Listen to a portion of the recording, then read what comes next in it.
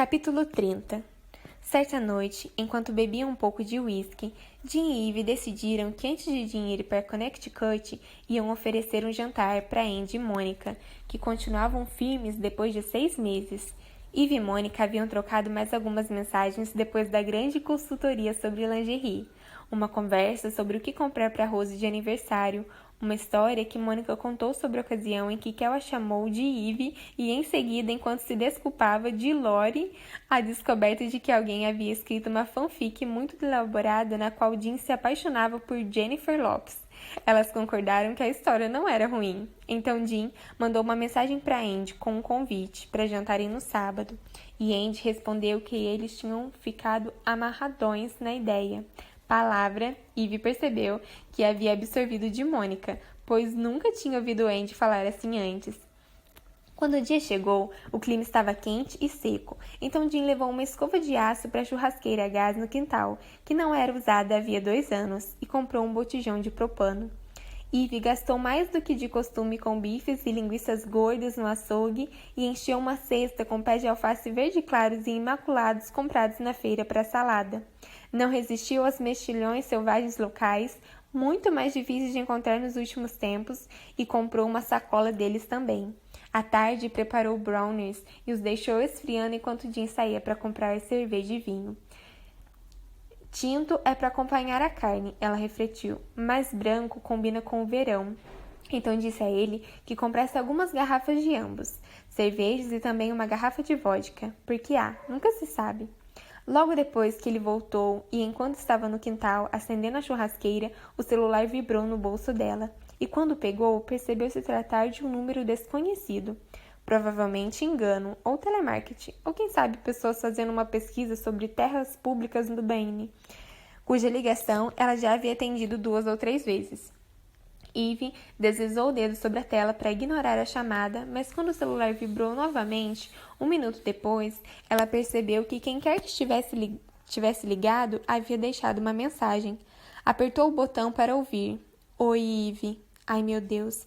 Aqui é a sua mãe. Estarei em Portland em setembro e achei que talvez pudéssemos nos encontrar. Não vejo você há muito tempo e espero que esteja bem.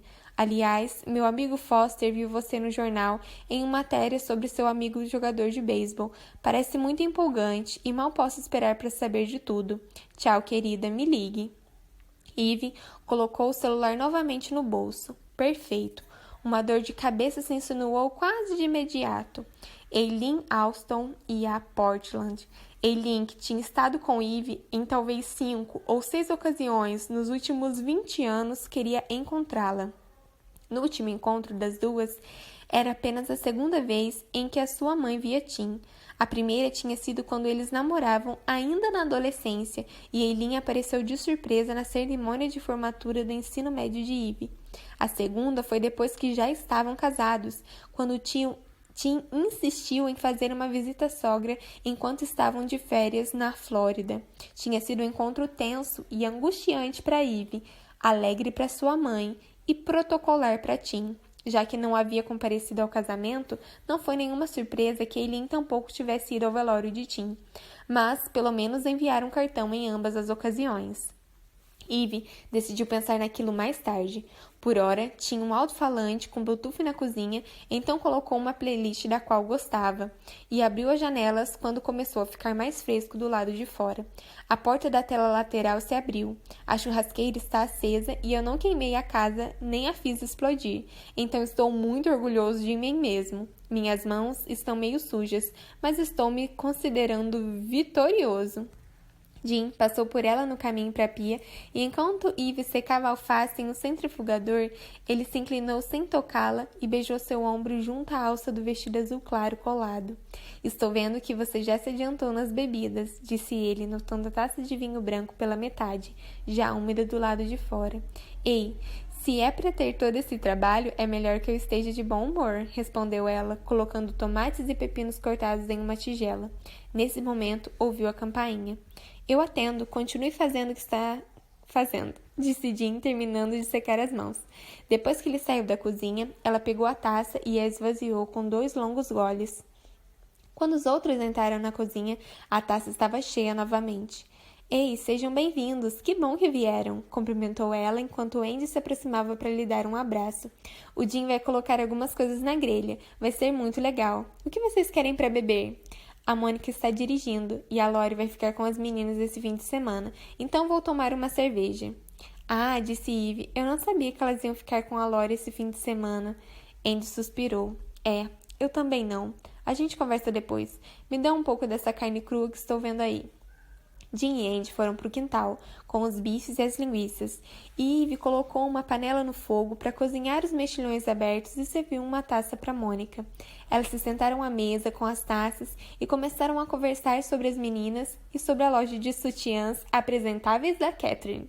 E a certa altura estavam gargalhando tão alto que Jim subiu os degraus dos fundos e enfiou a cabeça pela porta para se certificar de que não estavam gritando. Não que ele tivesse dito isso. O que disse foi: tudo bem por aqui?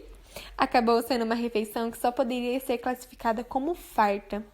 Mônica tinha levado um pão redondo de crosta grossa, com a parte superior rachada e bordas crocantes e douradas até quase queimarem. Quando ela lhe entregou o pão, Eve percebeu que ainda estava morno e seus olhos se arregalaram. Você que fez? Mônica ergueu a mão e contou nos dedos. Farinha, água, sal, fermento. É tudo que tem aí.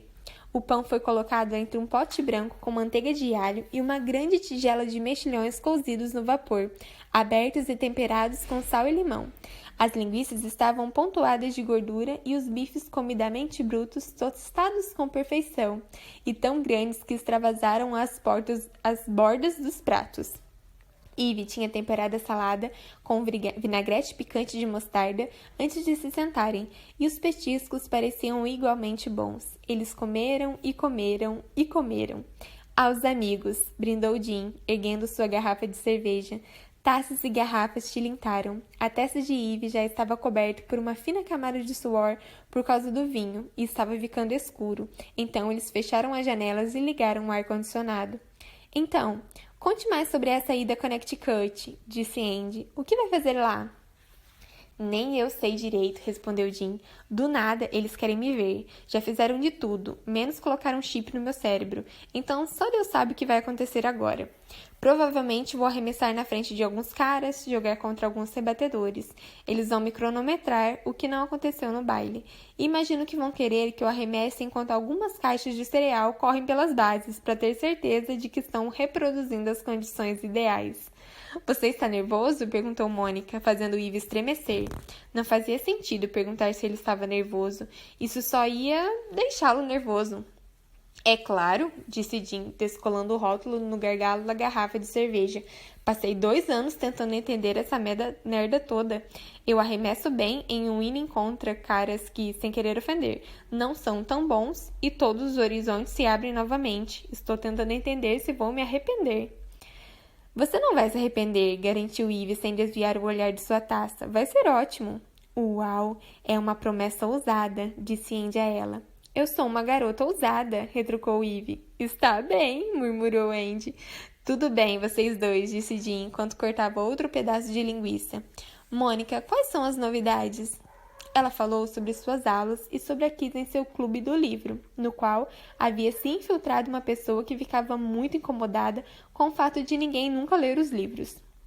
Um dos títulos mais recentes tinha sido Graça Infinita, e Mônica passou as mãos pelos cabelos com irritação ao explicar que é claro que eles não iam ler Graça Infinita, que o objetivo do clube do livro era socializar, e se alguém tivesse algo a dizer sobre o livro, ótimo, mas ninguém podia entrar e querer impor as próprias regras a todos os outros.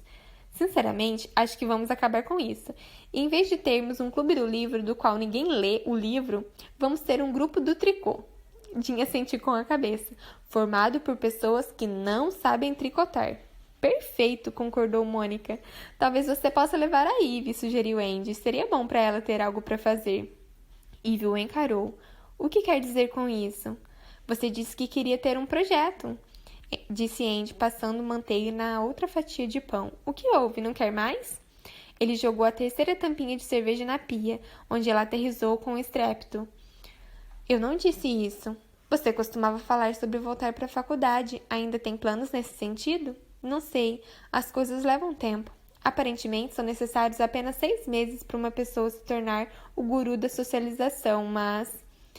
Eu não disse que era o guru de nada.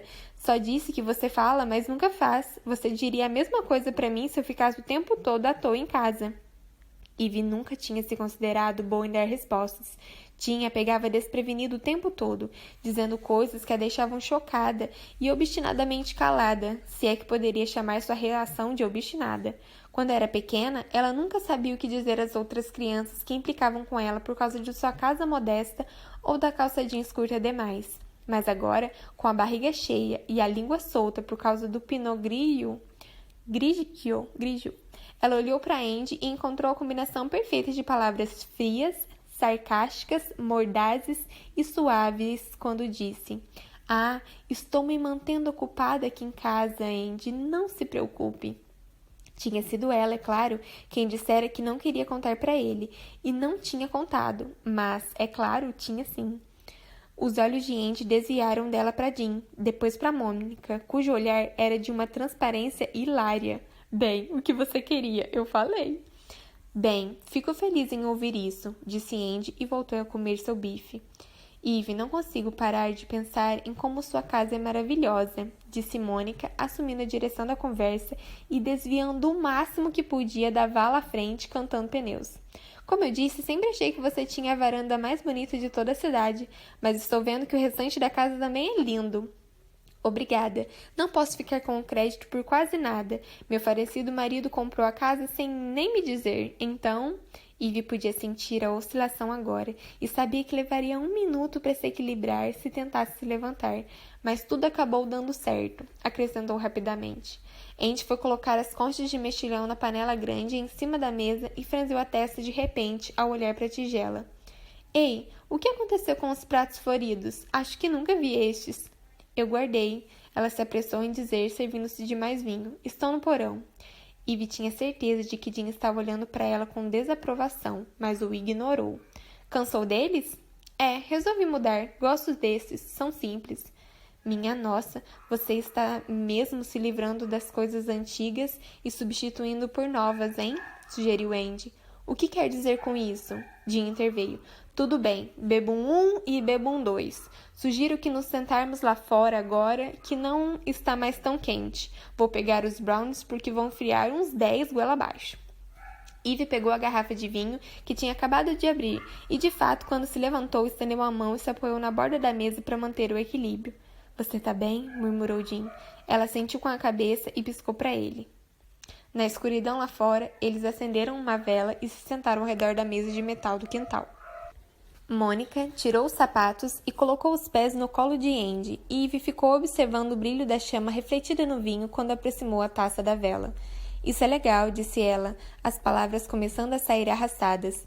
"Acho que você não deveria ficar tão perto do fogo nesse exato momento." Jean afastou a vela de Ivy. "Também não respire na direção dela, ou vai virar um lança-chamas." "Você se lembra daquele cara do ensino médio?" comentou Andy, "aquele que ateava fogo a pocinhas de vodka com isqueiro, e alguém contou que ele fez isso em casa e incendiou o galpão de ferramentas da família?" Ele tomou outro gole. "Isso foi muito louco." "Eu tenho vodka", disse Ivy. "Posso atear fogo a poços de vodka." "Não, obrigado", zombou Andy. "Você não é o tipo de garota que ateia fogo nas coisas." Ele gesticulou na direção dela com a cerveja. "Ou talvez seja agora. Tem muitas coisas que não sei mais, pratos e tal." "Bom, é curioso como você obtém poucas informações quando para de falar com as pessoas." "Não parei de falar com você. Paramos de tomar café juntos toda semana, porque eu estava ocupado e você também." "Ocupado?" Ivy quase derrubou a taça de vinho com sua reação exaltada. "Você não estava ocupado, estava me deixando de fora." Andy franziu a testa. "Tenho quase certeza de que você me deixou de fora primeiro, mesmo que eu não soubesse na época." Ivy abria e fechava a boca como se ela não estivesse respondendo da maneira que esperava. "Ah, meu Deus, qual o seu problema? Sinto muito se não contei que comprei pratos novos. Por que você está obcecado com cada detalhe da porra da minha vida?" A cerveja de Andy estalou de forma deselegante na mesa quando ele se inclinou para frente com a garrafa na mão. Como assim estou obcecado? Você critica tudo que eu faço. Ficou chateado porque não contei tudo sobre o meu casamento, está preocupado com os pratos que eu uso, fica em cima de mim por causa da faculdade como se fosse meu pai, me diz para não ajudar o Jim. Não entendo qual é o seu problema. Você não está dizendo coisa com coisa. Não quer beber mais um pouco de vinho? Você queria que eu não conhecesse ninguém, Andy? É por isso que está irritado com tudo que faço sem contar para você? Ou está chateado porque não é você? Nesse momento, Jim, que estava assistindo e esperando que eles fossem apenas soltar faíscas inofensivas como uma vela de aniversário, que era o que sempre acontecia nas discussões entre seus companheiros de equipe bêbados, se aproximou dela. Ei, não, reclamou ela. Estou falando sério. Ele está sempre irritado comigo. E no minuto em que você se mudou para cá, decidiu que estava pronto para começar a namorar outra vez. Qual é o seu problema, Andrew? Quer me explicar porque está agindo como um namorado ciumento? Quer explicar para ela? Ela inclinou a cabeça na direção de Mônica, ainda com os pés no colo dele. Mesmo com um hálito de lúpulo que exalava cada palavra que dizia, Andy ficou quieto. A única coisa que disse quando finalmente falou foi: o quê? Jim então ficou bem próximo do ouvido de Eve. Me escute, apenas me escute. Você bebeu demais. Você confia em mim, não é? Você confia em mim. Estou dizendo que você bebeu demais. Já disse um monte de coisas de que não queria dizer. Está chateada e muito bêbada. E amanhã de manhã a situação já vai ser péssima. Então me ouça e me deixe ajudar você a entrar porque você precisa dormir. Vamos dormir. Ela não respondeu. Estava encarando Andy, que parecia estar recebendo de Mônica os mesmos conselhos sussurrados que Jim estava tentando dar a Eve. Nós já vamos, disse Mônica em voz alta. Foi uma noite longa, tenho um monte de coisas para fazer amanhã. Era difícil dizer com precisão, naquelas circunstâncias, quem era o alvo dessa polidez e a quem ela estava dando cobertura, mas Mônica puxou Andy pelo cotovelo. Vamos embora. Quando se levantou, Andy se virou para Eve, apontou um dedo para ela e disse: Você é maluca. Então Jim se levantou, olhou para o cara, que era seu amigo desde o primário, e ergueu a mão. Mas que merda, vocês dois estão bêbados, já chega. Vá pra porra da sua casa e nos falamos amanhã. Mas Mônica, segurando seu braço, e Jim do outro lado da mesa, não foram suficientes para dissuadir Andy. Ele ficou onde estava e encarou Eve, que agora se recusava a olhar para quem quer que fosse. Que bom que encontrou um projeto, disse ele. Se decidir terminar com esse e dar o fora no meio da noite, me avise dessa vez. Eu venho regar as plantas. Vá se foder, retrucou Eve, finalmente olhando para ele. Maluca do caralho, murmurou ele novamente enquanto tirava a cadeira do caminho e seguia a Mônica pela lateral da casa em direção ao carro. Eve ficou sentada, com a testa apoiada na mão. Jim apagou a vela e se aproximou. Vou me despedir da Mônica, está bem? Ela murmurou sua concordância. Jim encontrou Mônica, colocando Andy no banco do passageiro do carro, inclinando-se sobre ele para prender o cinto de segurança. Ei, disse ele, você tá bem? Ela fechou a porta de Andy e deu a volta até ao lado do motorista. Não foi a noite mais divertida da minha vida. Você sabe que ela não acredita em nada daquilo, não sabe? Foi apenas a maior bomba que já conseguiu pensar em jogar. Ah, eu sei. Mônica abriu a porta. Coloque-a para dormir de lado e faça beber água, está bem? Ela deu de ombros. Fui supervisora da residência estudantil na faculdade. Jim fez que sim com a cabeça. Do banco da frente. Andy declarou que queria ir para casa, então Jim colocou a mão no ombro de Mônica, que sorriu. Ele voltou para o quintal, onde Eve agora estava com a cabeça apoiada na mesa, enquanto ela dormia, chorava ou o que quer que estivesse acontecendo entre seus braços. Ele levou as garrafas e as taças para dentro. Em seguida, a levantou delicadamente, arrastando a cadeira de metal pesado que rangeu no chão de pedra. Tudo bem, vamos lá, eu ajudo você. Eles deram alguns passos até que Jim decidiu que não valia a pena tentar fazê-la andar. Então, a pegou no colo e subiu os degraus dos fundos, entrou em casa, atravessou a cozinha, subiu as escadas e a colocou no quarto. Depois, levou um copo de água para ela. Beba isso, está bem? Eve, beba isso e aí você pode dormir. Ele tirou os sapatos e o vestido dela e a ajudou a vestir uma camiseta. Em seguida, colocou a lata de lixo de plástico do banheiro ao lado da cama. Eve, se quiser vomitar, a lixeira está bem aqui, ok? Ela soltou um murmúrio evasivo e, imaginando que era o melhor que ia conseguir como resposta, ele a tirou de cima das cobertas, certificando-se de que ela estava deitada de lado, e puxou o lençol e o cobertor por cima dela. Jean se despiu até ficar apenas de cueca, colocou as roupas dobradas na cadeira perto da porta do closet, em seguida se deitou ao lado de Eve. Haveria uma bagunça imponente esperando na cozinha pela manhã, comida que ia estragar, vinho que ia azedar, pratos com restos ressecados, tudo cheirando a alho e encharcado de sobras de bebida. Nada disso faria muito bem a Eve se ela acordasse se sentindo como ele suspeitava que aconteceria. Assim que apagou a luz do abajur ao lado da cama e ajeitou o travesseiro, ele ouviu a voz dela, ainda arrastada, mas fácil de compreender. Eve soltou um riso meio preguiçoso, lento. Em seguida disse: "Eu sabia que nunca deveria ter tentado ser feliz." Quando acordou de manhã, Eve ouviu Jean limpando as coisas na cozinha. Ela levou 1 minuto para reconstruir a noite. Um grande jantar, uma conversa amigável. Então eles saíram para o quintal. E seria uma coisa se não se lembrasse de nada, mas ela se lembrava de fragmentos. Ela se lembrava de Andy parecendo chocado, como se ela tivesse lhe dado um soco na cara. Eve sabia que tinha dito vá se foder, e quando já estava acordada, havia cerca de 5 minutos com a boca seca e amarga e a cabeça rodando, mesmo quando se mantinha parada, ela se lembrou do momento em que Dizzy apontou o dedo para ela e disse: "Você é maluca." Ela não conseguia se lembrar de como tudo tinha começado. Tinha quase certeza de que havia anunciado que ele estava secretamente apaixonado por ela, na frente da namorada dele. Por mais que vasculhasse sua memória em busca de um vídeo completo, só conseguia encontrar uma confusão de imagens e alguns trechos de áudio. Eve se sentou na cama o mais devagar que conseguiu. E levou 1 minuto para que tudo se estabilizasse e para que o estômago desse a primeira de várias reviravoltas nauseantes. Ao se dar conta de que Jean não poderia saber que tinha colocado nela uma camiseta velha de Tim, uma coroação perfeita para aquela noite em particular, pensou. Ela se despiu no banheiro e entrou no chuveiro com escova e pasta de dentes na mão. Sob a água quente, escovou os dentes e colocou a escova em um copo. Depois ficou de pé e deixou que a água caísse sobre seu corpo. Nada parecia bom. Ela só queria que algo parecesse diferente. Quando começou a chorar, a vantagem foi a mesma de sempre. Chorar no chuveiro facilita a logística. O choro demanda providências, faz uma bagunça, incha o rosto, produz uma pilha de lenços que contam como evidência. Mas o choro no chuveiro é o choro do agente secreto. Eve sempre pensara. Ficava entre você e as paredes de azulejo, e tudo que doía se transformava em água, e a água escoava pelo ralo.